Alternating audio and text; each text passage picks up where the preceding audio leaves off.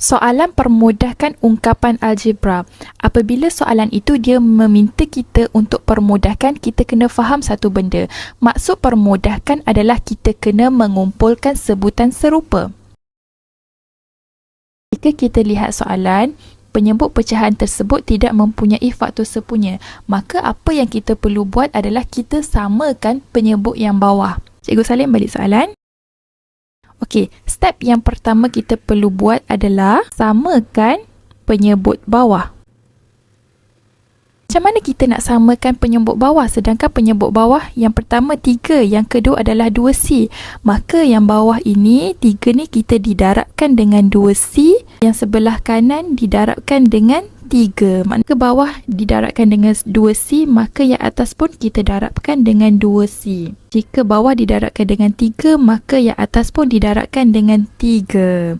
Kurungan bererti kita kena darabkan. 2C darab dengan 2A, kita akan dapat 4AC. Bahagi dengan 2C darab dengan 3, kita akan dapat 6C. Tambah 3 darab B, kita akan dapat 3B. Per dengan 3 darab 2C, kita akan dapat 6C.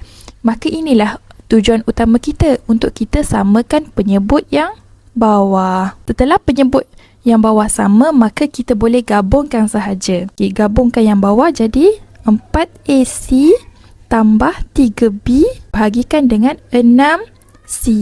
Maka inilah jawapannya.